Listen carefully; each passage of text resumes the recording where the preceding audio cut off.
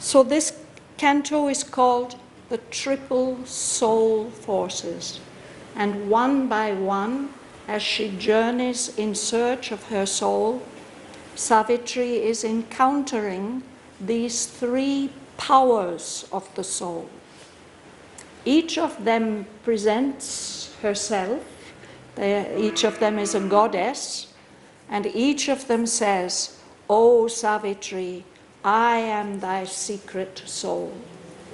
But we see that none of them is entirely. They are powers of Savitri's soul. And we are told that they are seated in the inner mind.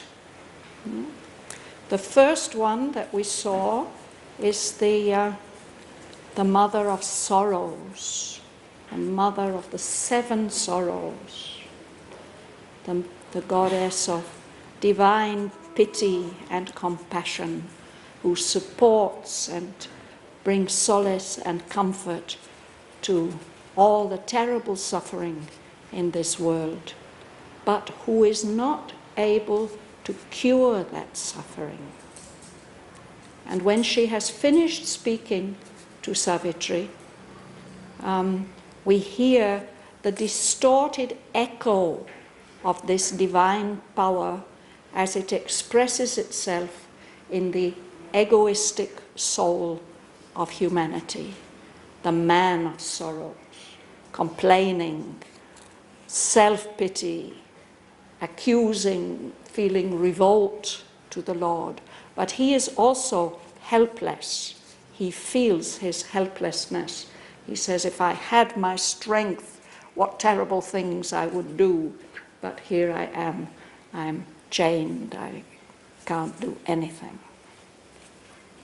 So last week, at the end of the class, we started to read about the second of these three soul powers.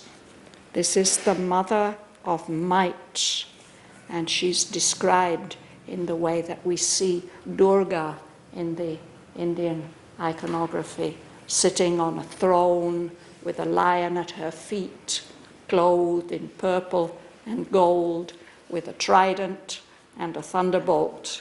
She's a very, very powerful person. So I'm going to start reading on from line 203. August on her seat in the inner world of mind, the mother of might looked down on passing things, listened to the advancing tread of time, saw the irresistible wheeling of the suns, and heard the thunder of the march of God.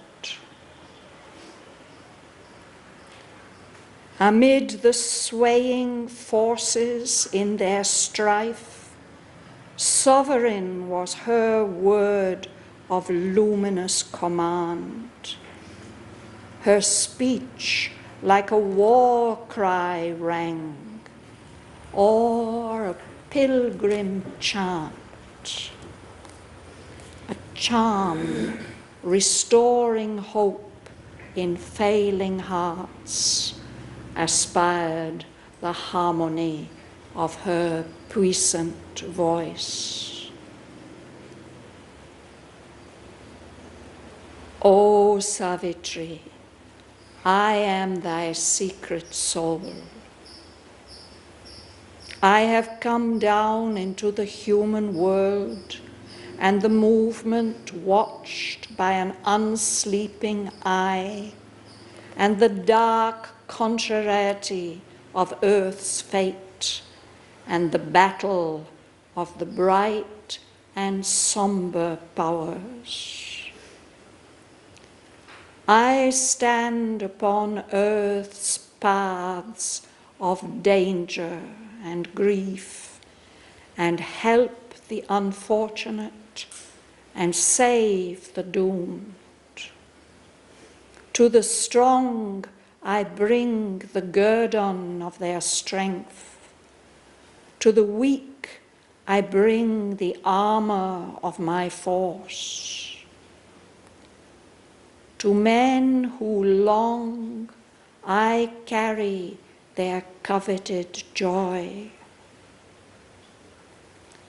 I am fortune, justifying the great and wise by the sanction of the plaudits of the crowd, then trampling them with the armed heel of fate. My ear is leaned to the cry of the oppressed. I topple down the thrones of tyrant kings. A cry comes from proscribed and hunted lives, appealing to me against a pitiless world. A voice of the forsaken and desolate, and the lone prisoner in his dungeon cell. Men hail in my coming the Almighty's force, or praise with thankful tears his Saviour grace.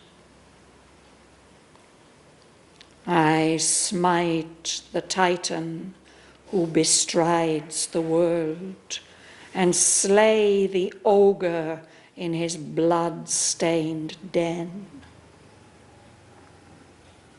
I am Durga, goddess of the proud and strong, and Lakshmi, queen of the fair and fortunate.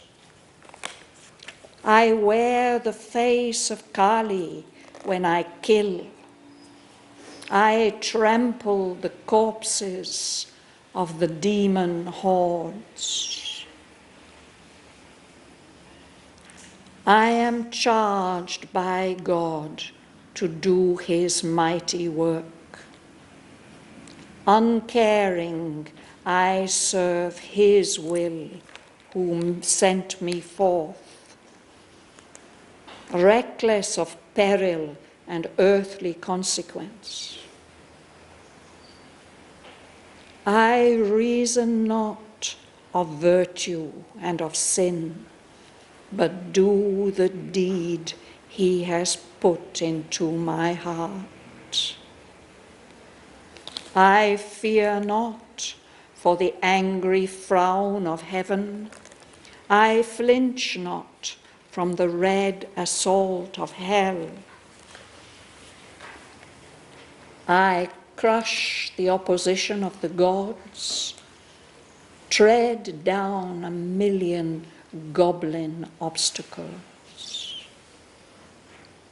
I guide man to the path of the divine, and guard him from the red wolf and the snake. I set in his mortal hand my heavenly sword, and put on him the breastplate of the gods.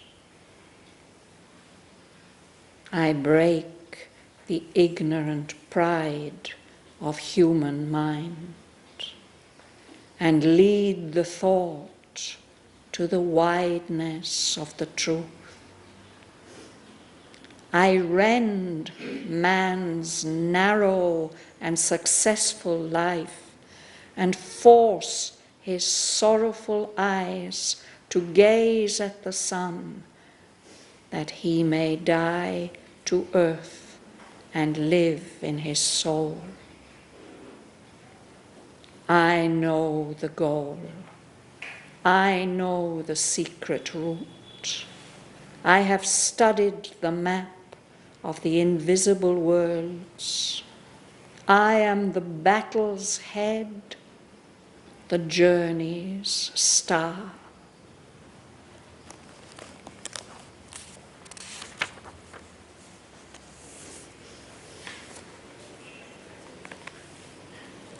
Where are we starting, Rosa? Yeah. August on her seat in the inner world of mind, the mother of might looked down on passing things, listened to the advancing thread of time, saw the irresistible healing of the suns, and heard the thunder of the march of God. Yes. So she is august, majestic. If you want to know what august means, you look at Aurobindo in this photograph here. He's august, calm, majestic, powerful. She is august like that. And she's seated in the inner world of mind. She is the mother of might, of power. And she looks down on passing things, all the things that are happening in the universe. She's listening to the advancing tread of time. There's a forward movement of time, there's a forward movement of evolution, and she hears that happening. And she sees the wheeling of the suns, all these billions of suns in the universe. They are moving around in circles. It's, for example, our sun, it's probably also whirling round, but it's on the edge of of our galaxy, and it's moving around with the galaxy. So all the many, many suns, they are all circling around in space. And she heard the thunder of the march of God. Most of us don't hear that, but the Lord is moving forward on his evolutionary journey, driving the universe towards its fulfillment. And that makes some noise, some rumbling like thunder. Klaus.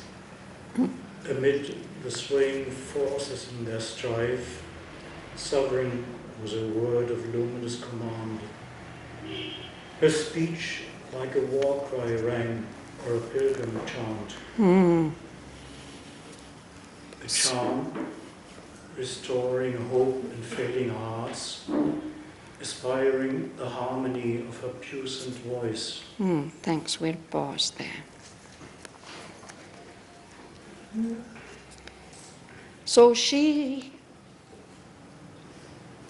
her voice is heard in the battle, the swaying forces in their strife.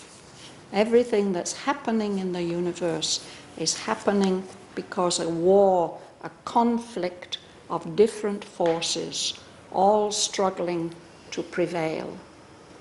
So in the middle of that battle that's going on, her word of command is like that of a great ruler, a leader. It's like a raging war cry ringing out to attack the hostile forces, or it's like a pilgrim chant. I suppose Aurobindo is thinking of many pilgrims, the voices of many pilgrims echoing in the mountains as they move on their way to their divine destination. And there's something about that voice which is very encouraging, a charm, restoring hope in failing hearts. When we get a little sound of that voice of the Mother of Might, we feel courage, we lose our depression, we have strength and energy to go on. And it's with that charm that her voice aspired. It's rising up in a great harmony, and she has a very powerful voice. O Savitri, I am thy secret soul. I have come down into the human world, and the movement watched by an unsleeping eye, and the dark contrariety of earth's fate, and the battle to bright and somber powers. Thank you. So we see that each of the Madonnas speaks this same line. O Savitri, I am thy secret soul. And she is going to tell what is her mission in the world. I've come down into the human world, into this movement, this universal movement that's being watched by the unsleeping eye of the divine consciousness.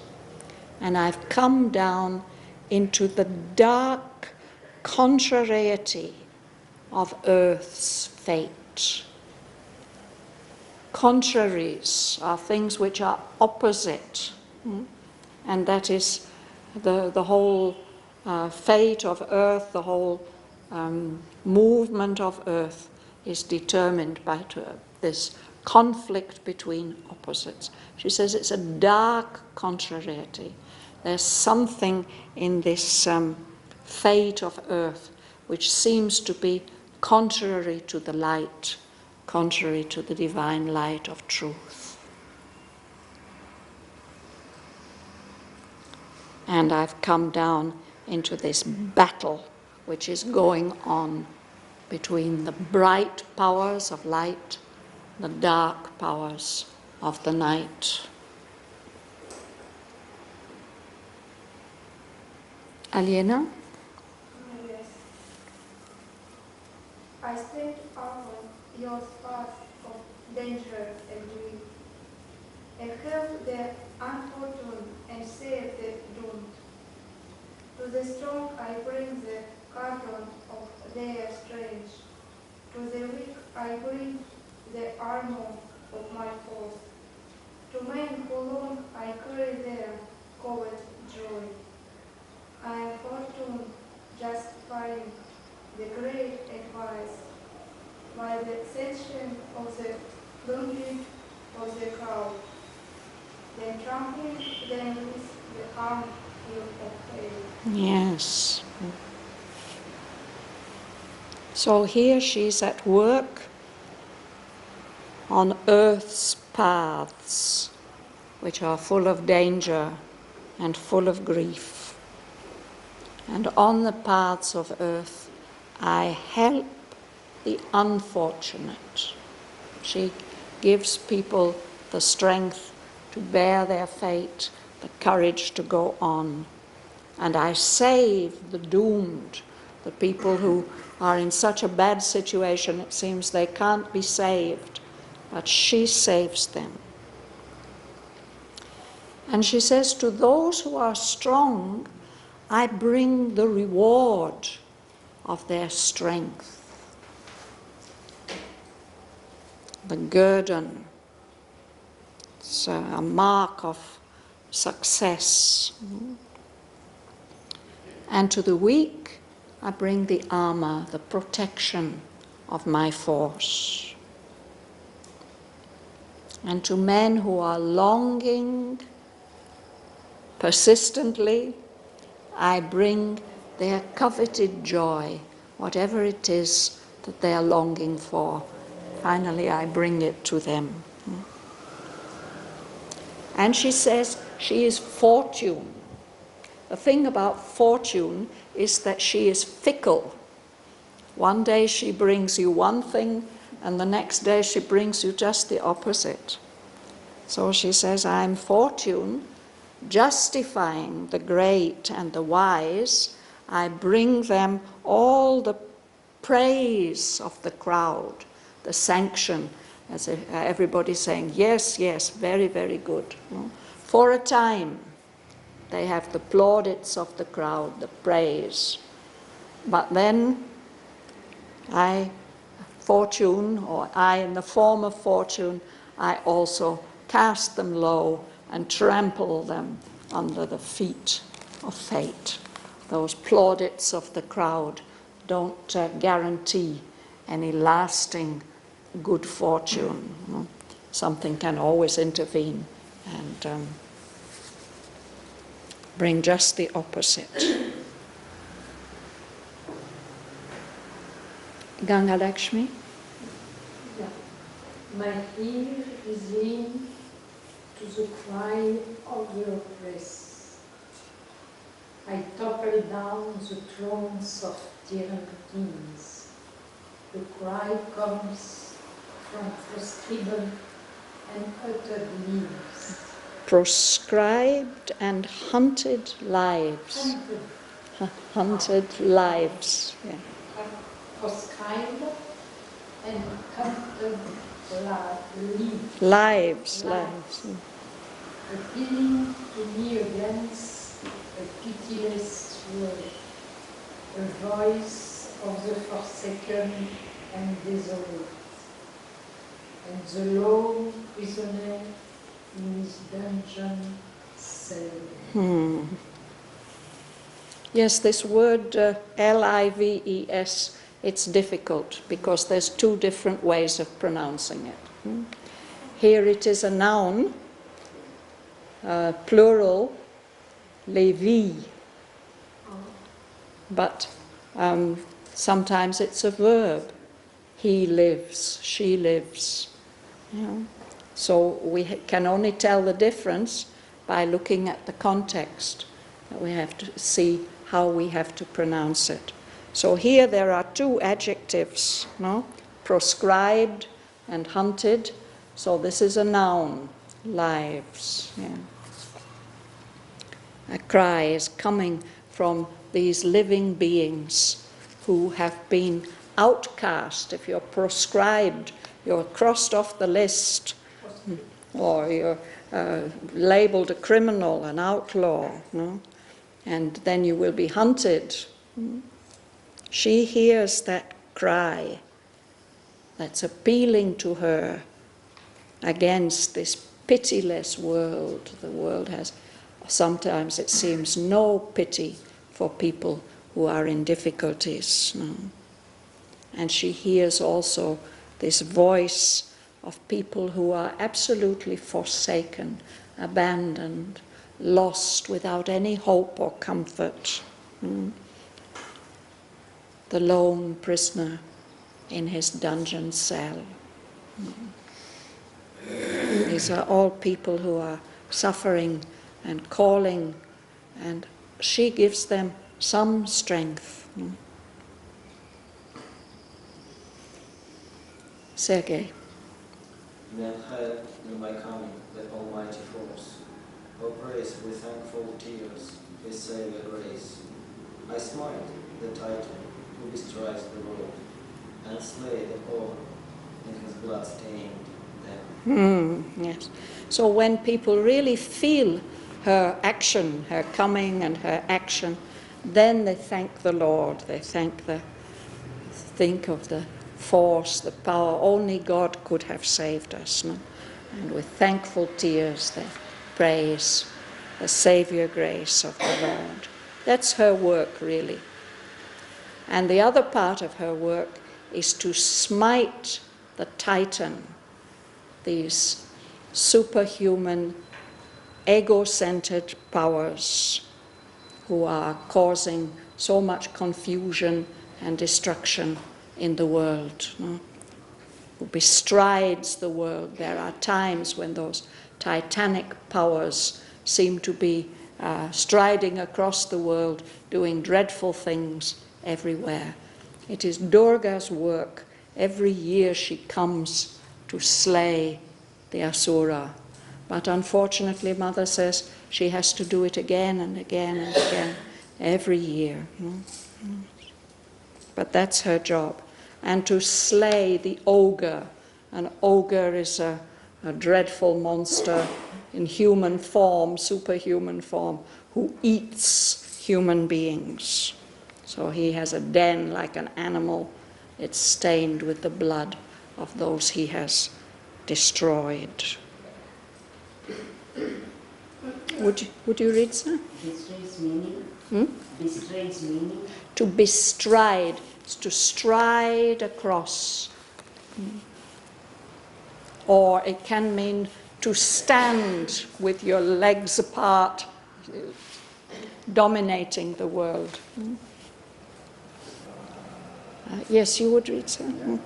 I am Durga, goddess of the proud and strong, and Lakshmi, queen of the fair and fortunate. I wear the face of Kali when I kill. I trample Yes, trample. the corpse of the demon horde. Hordes, yes, hordes. It means many, many people and often armies. You know, we think of Attila the Hun with his hordes, armies on the move. So this is all one goddess of might, the mother of might, but she's embodied as Durga, who is the goddess of the proud and the strong, worshipped by many of the princely families in India, and of course by practically the whole population of Bengal are very much in love with Durga. Her strength is shown by the fact that she rides on the lion and her trident. But another face or side or aspect of her is Lakshmi, who has all the charm and beauty and love, queen of the fair, the beautiful and the fortunate. And of course another face is the face of Kali, who has to destroy, who has to help the divine work by destroying. So when she kills, she wears the terrible dark face of Kali. And then she tramples, she treads with her feet vigorously on the corpses of all those demon armies that she has slain, she has destroyed. Then she's invincible with her wrath. Joël. I am charged by God to do his mighty work. Uncaring, I serve his will who sent me forth, reckless of peril and earthly consequence. I reason not of virtue and of sin, but do the deed he has put into my heart. Yes. So she can do all this because God has given her this responsibility. I'm charged, I've been given the responsibility by God. I've been put in charge of this particular mighty work. And so I don't care about anything else. I only care about his will, the one who has sent me forth, emanated me, as an aspect of himself. So I don't care about danger. Peril is danger. People who don't care about danger are called reckless. They don't think. They put themselves and other people in danger by being careless. But she says, I don't care about danger. I don't care about earthly consequence, what is going to be the results of what I do in the earth. I don't wonder, is this good, is it bad? I don't think about that at all, of virtue and of sin. We human beings, we have to think about that sometimes, what is good and what is not good. But she is just given the command, I do the deed that God has put into my heart. She doesn't have to ask, is it right or wrong? That's what God wants me to do. That's what I will do.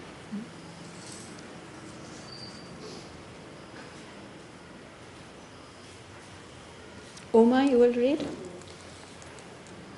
I fear not for the angry frown of woman. I fled not from the red puzzle of hate. I crushed the opposition of the gods, tread down a million goblin obstacles. Thank you. So, here on earth, if we are trying to be good, we worry. We don't want the gods in heaven to frown on us, to be angry with us. But she doesn't worry about that at all. She says, I fear not for the angry frown of heaven. They might disapprove, but I don't care. And I am not afraid. When you flinch from something because of fear, you stand back from something that seems to be dangerous. But she says, I flinch not from the red assault of hell. All the lower hostile forces they may attack, it doesn't frighten me. No? I crush the opposition of the gods. Quite often it seems as if the cosmic powers are opposing the forward march of humanity. No? But she says, I crush the opposition of the gods. With all her great strength, she overcomes that. And I tread down a million goblin obstacles. Goblins are horrible little beings who live under the earth and do mischief. No? So they too may present obstacles, but I just tread on them, tread them down under my feet. Venki? I gave man to the path of the divine, and got him from the red wolf and the snake. I set in his mortal hand by heavenly sword, and put on him the breastplate of the gods. Yes. So this is what she's doing with her strength. She's guiding man to the path of the divine. And she's using her strength to protect from the red wolf and the snake. These are very dangerous, vital powers. The wolf is the terror. He comes and tears you apart with his, with all that vital desires and impulses. And the snake comes with his poison, or he comes and crushes you. So we have to be protected from these hostile, vital powers. So if he is strong, I set in his human hand my heavenly sword. If humans are ready to use it, she will give them her sword to do great acts of good. No? And put on a human being the breastplate. That's this protective metal shield to wear on the upper part of the body, of the divine powers, of the cosmic powers. Lena. I break the ignorant pride of human mind and lead the thought to the wideness of the truth. I run man's narrow and successful life and force his sorrowful eyes to gaze at the sun, that he may die to earth and live in his soul. Yes. So with her strength, She may break our lives. We think we've got everything organized and just set up the way that it should be. But she breaks that ignorant pride of our minds so that we can open up to some higher truth, lead the thought to the wideness of the truth. If we're convinced that we've got everything clear and we know how things are, sometimes she has to come and break that conviction of ours and lead us to a wider kind of knowing, truer kind of knowing. And similarly with our lives, when we're quite satisfied, successful lives, just as they should be, it's too narrow. She will come and break them, so that we can learn to die to earth and live in the soul. We trust too much in these outer successes. Sometimes that needs to be broken so that we can become aware of the inner strength and the inner light, and not care about appearances and outer successes anymore, because we feel another kind of value in life. Would you read? Yes. I know the goal, I know the secret route. I have studied the map of the invisible world. I am the battle set, the journey start. Thank you. Yeah, we'll pause there. So this is, she's winding up her description of herself. That I know where we are going, what is the goal of the divine journey. I know the secret route. And I've studied the map, not only of the physical worlds, but of the invisible worlds. And I'm leading this battle between the forces of truth and the forces of falsehood, the forces of light and the forces of darkness. And so for the people who are following behind, I'm like the star, the guiding star, which shows the route the journey is taking. At the back there, Mum, would you like to read? But the great obstinate world resists my word, and the crookedness and evil in man's heart is stronger than reason, profounder than the pit, and the malignancy of the hostile powers puts craftingly back the flocks of destiny, and mightier seeds than the eternal day. Yes, so now she's speaking about the obstacles that she faces. Why she has to slay the Asura again and again and again and again. It's because this great obstinate world, somebody who's obstinate will not be persuaded. They just insist on going their own way. The obstinate world is resisting my message. And in man's heart there's this terrible crookedness and evil. It's a term that's used in the Vedas to typify our human way of seeing things, because we are deluded and in the ignorance. We can't act straight, we can't feel straight. We are deluded. There's this crookedness.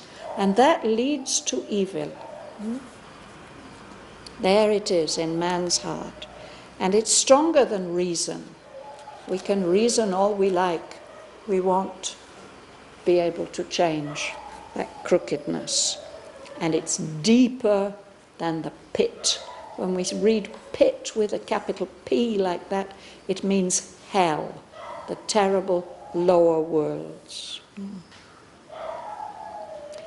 And there are these hostile powers who live there in the pit, and they are malignant.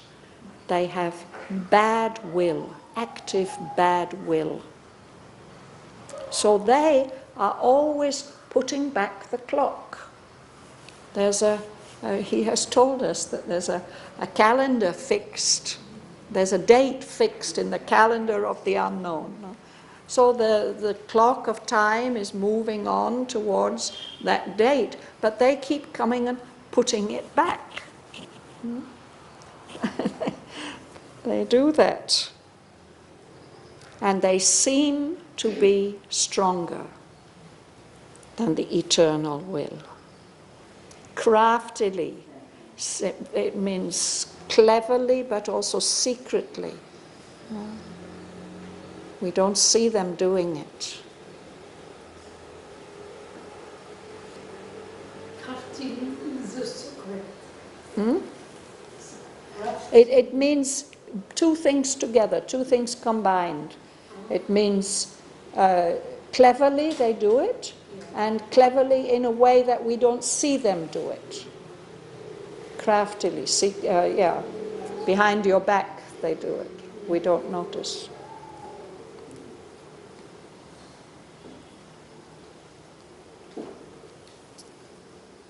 Alice?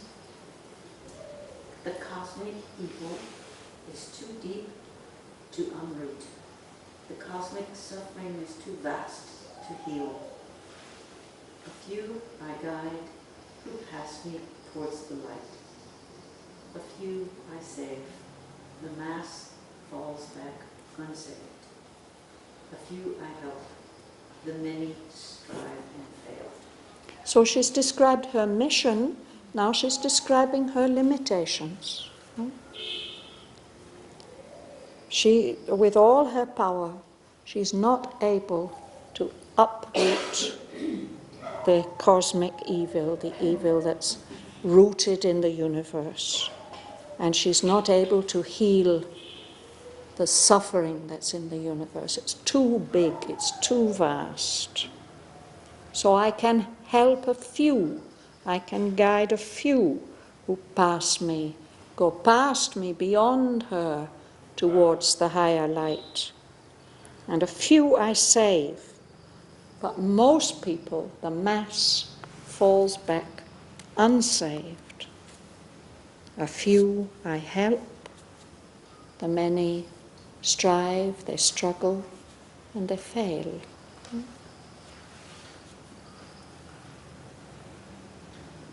Bhavana, it's your turn to read.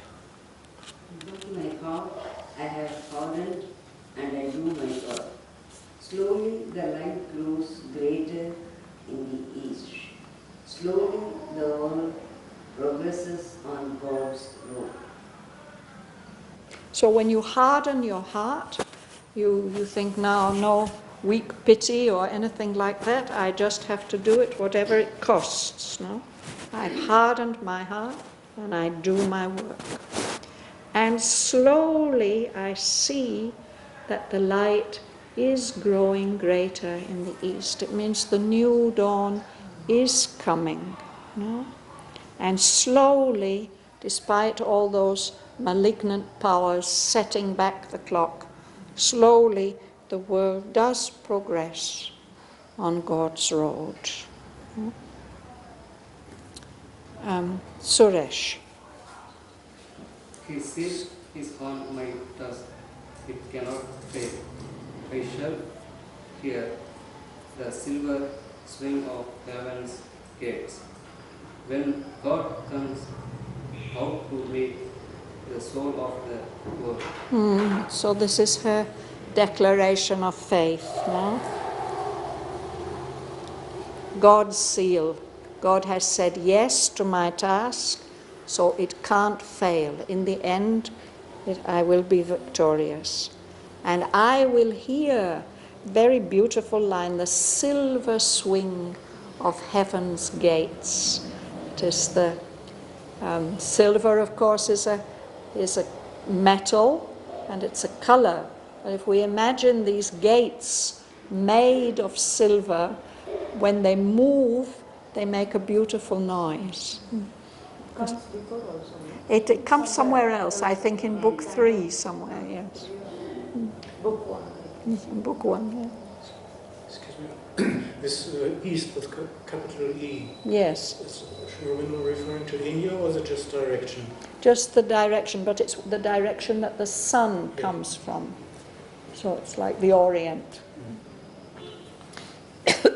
Of course, it's this light grows greater in the east. It's almost a cliche. We have heard it in so many contexts, no?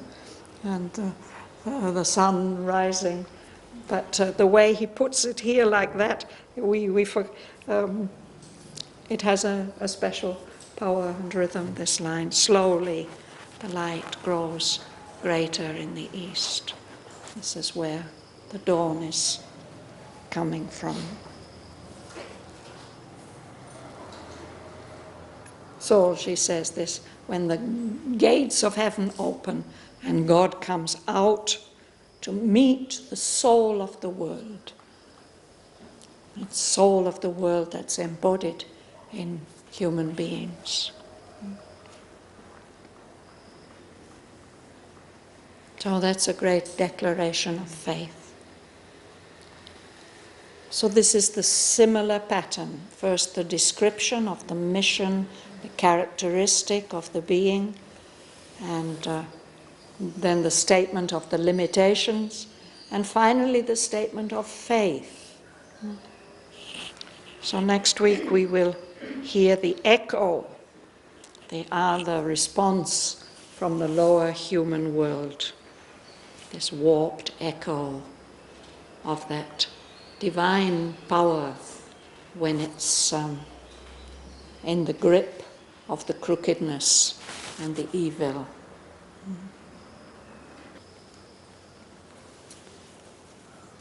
So, but still, I think we can read some of these lines together.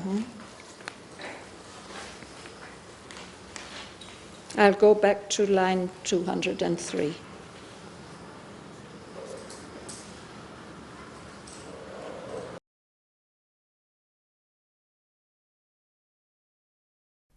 August on her seat in the inner world of mind, the Mother of Might looked down on passing things, listened to the advancing tread of time, saw the irresistible wheeling of the suns, and heard the thunder of the march of God. Amid the swaying forces in their strife, sovereign was her word of luminous command. Her speech like a war cry rang, or a pilgrim chant, a charm restoring hope in failing hearts, aspired the harmony of her puissant voice. O Savitri, I am thy secret soul. I have come down into the human world, and the movement watched by an unsleeping eye, and the dark contrariety of earth's fate, and the battle of the bright and sombre powers. I stand upon earth's paths of danger and grief, and help the unfortunate, and save the doomed. To the strong I bring the guerdon of their strength, to the weak I bring the armour of my force. To men who long I carry their coveted joy. I am fortune justifying the great and wise by the sanction of the plaudits of the crowd, then trampling them with the armed heel of fate. My ear is leaned to the cry of the oppressed. I topple down the thrones of tyrant kings. A cry comes from proscribed and hunted lives, appealing to me against a pitiless world, a voice of the forsaken and desolate, and the lone prisoner in his dungeon cell.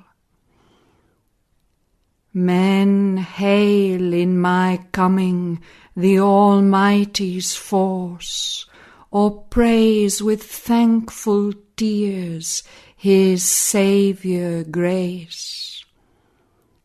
I smite the Titan who bestrides the world, and slay the ogre in his blood-stained den.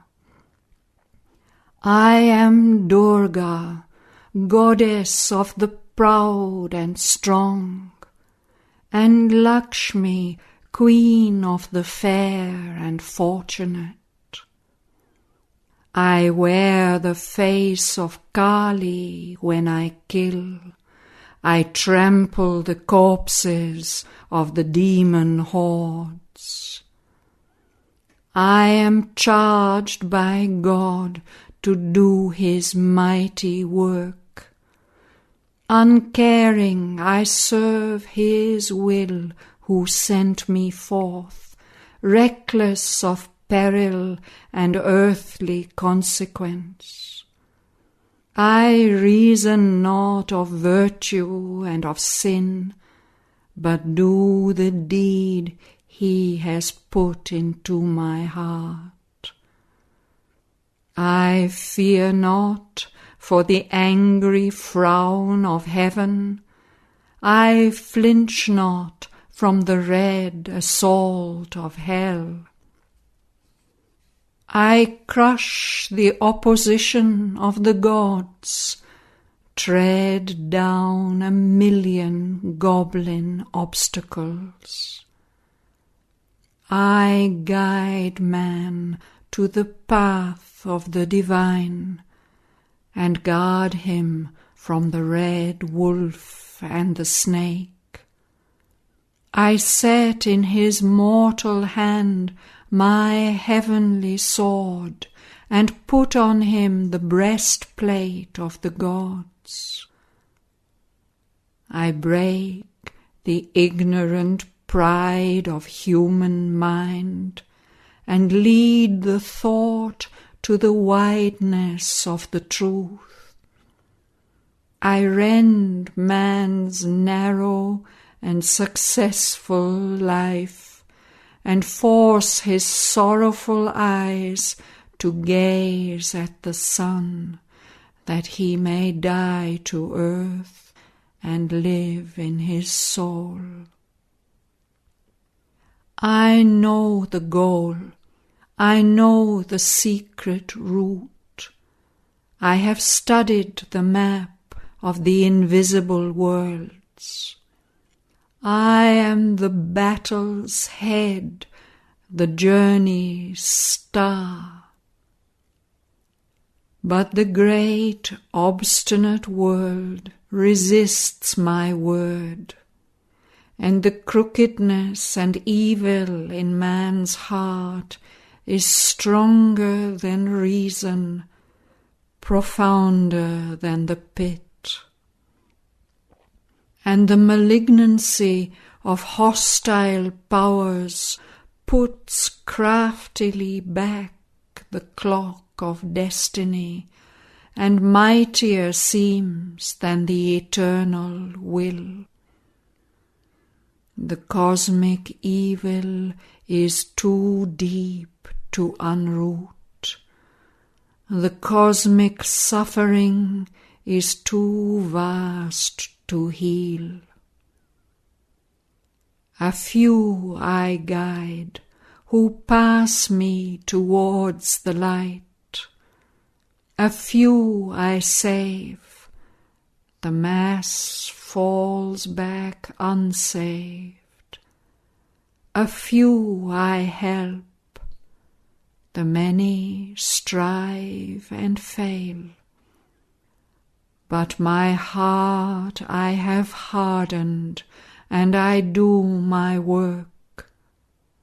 Slowly the light grows greater in the east. Slowly the world progresses on God's road. His seal is on my task, it cannot fail. I shall hear the silver swing of heaven's gates when God comes out to meet the soul of the world.